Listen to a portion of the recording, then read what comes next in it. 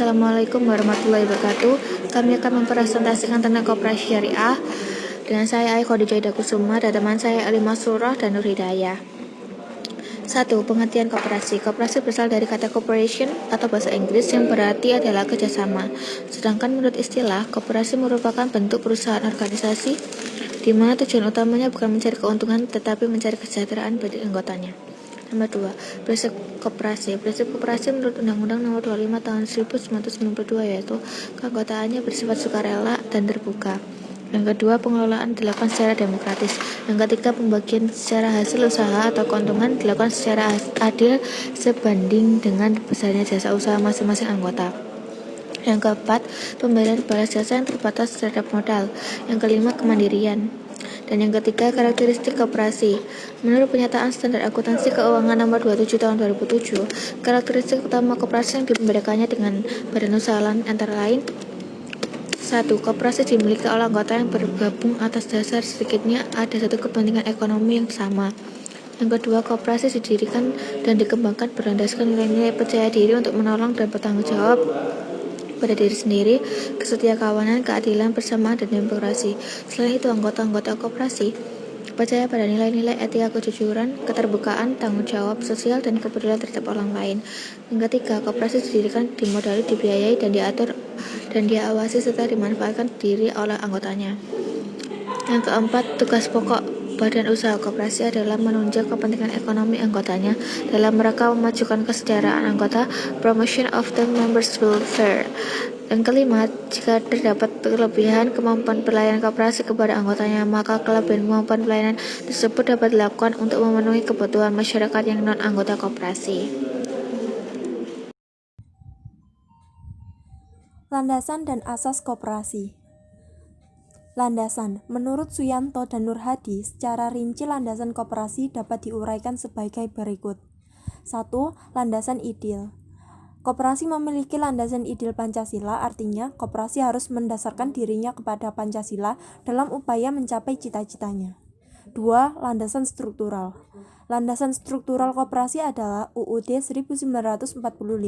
Secara eksplisit, pasal 33 ayat 1 tidak menyebutkan koperasi sebagai salah satu bangun struktural perekonomian Indonesia, akan tetapi kata-kata asas kekeluargaan yang dapat menjamin keberatakan struktur koperasi kekeluargaan merupakan asas bagi seluruh koperasi.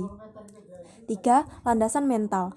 Koperasi memiliki landasan mental berupa kesetiakawanan dan kesadaran pribadi. Maksudnya, di antara sesama anggota koperasi harus ada rasa kesetiakawanan, kebersamaan, rasa kekeluargaan, sadar akan pentingnya kerjasama, dan sekaligus mempunyai rasa percaya diri. 4.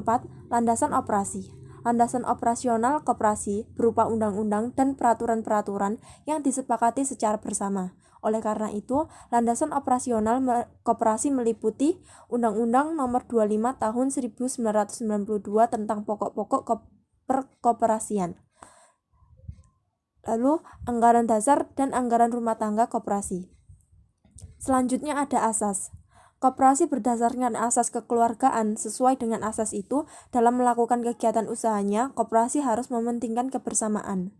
Kunci penting dalam asas kekeluargaan itu adalah kebersamaan dan gotong royong dalam menjalankan kegiatan koperasi agar para anggota dan pengurus dapat menciptakan kesejahteraan bersama sesuai dengan kepastian masing-masing.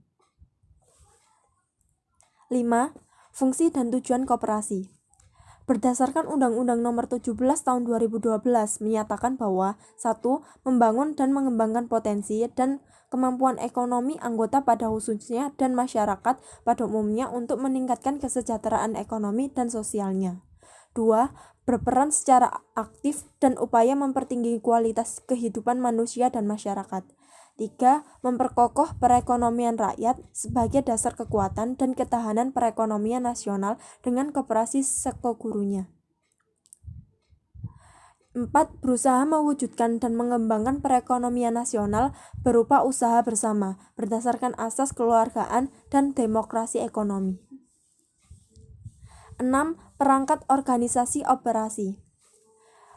Menurut pasal 21 UU Nomor 25 Tahun 1992, perangkat organisasi koperasi meliputi 1.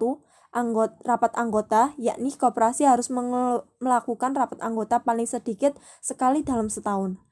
Kedua, pengurus koperasi. 3. Pengawas koperasi. Pembentukan pengawas koperasi dipilih dari dan oleh anggota koperasi dalam rapat anggota serta bertanggung jawab kepada rapat anggota. Yang ketujuh, ada macam-macam koperasi. Yang pertama ada koperasi konsumen, yang kedua ada koperasi produsen, yang ketiga ada koperasi pemasaran, yang keempat ada koperasi simpan pinjam, yang kelima ada koperasi serba usaha, dan yang keenam ada koperasi jasa. Yang kedelapan, pembagian sisa hasil usaha. Peraturan pembagian SHU. Yang pertama, SHU tahun berjalan harus dibagi sesuai dengan ketentuan ADART. Yang kedua, dalam pembagian SHU, apabila belum diatur dalam ADART, maka keputusan pembagian SHU harus menunggu keputusan rapat anggota. Pelaksanaan pembagian dan penggunaan sisa hasil usaha KJKS sesuai dengan keputusan rapat anggota.